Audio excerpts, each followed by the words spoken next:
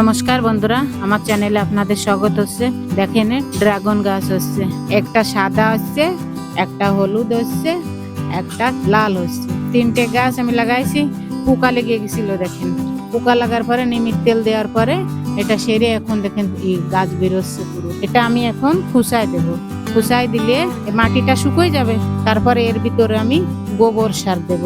গোবর সার দিলে গোবর সারের ভিতরে চুনা, দহি, বর্ষার জল দিয়ে মিশাইয়ে এর ভিতরে দেওয়া হবে, তবে খুবই তাড়াতাড়ি বাড়বে। সার মেলবে, গোবর সারই ভালো হচ্ছে সব থেকে। তারপরে নিম খলিও দেওয়া যাবে, নিম খলি টলি দেওয়া আছে আগের থেকে। দেখেন খোসায় দেওয়া আছে, যখন মাটিটা একদম শুকিয়ে যাবে তারপরে আমি এর সঙ্গে মিশিয়ে গোবর সারটা একদম দিয়ে দেবো। দেখেন সরষের খলি, আর এটা হচ্ছে হলদি, আর এটা হচ্ছে দহি, আর এ আছে বৃষ্টির জল। এটা মেশানো হচ্ছে সঙ্গে। আরে ভৈষীর গোবর আছে, মানে মোষ বলে, মশির গোবর আছে। এর 1.5 বছর পুরানো গোবর আছে।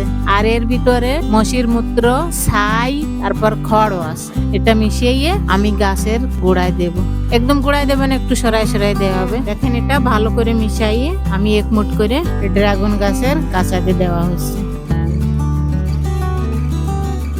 এটা খুবই ভালো সার হচ্ছে, আপনারা লিকুইড করেও দিতে পারেন। ড্রাগন গাছগুলো এখন দেখেন বড় হয়ে যাবে তাড়াতাড়ি। এই 1 বছরই হয় নাকি, আমি তো আজ প্রথম লাগাইছি। যে মাটিটার সঙ্গে ভালো করে মিশিয়ে দেওয়া হোক, দেখি কেমন হয়, দেখা যাক। এখন জল দেওয়া হচ্ছে। আমার চ্যানেল যদি আপনাদের পছন্দ আসে তাহলে লাইক করবেন, শেয়ার করবেন, সাবস্ক্রাইব করবেন।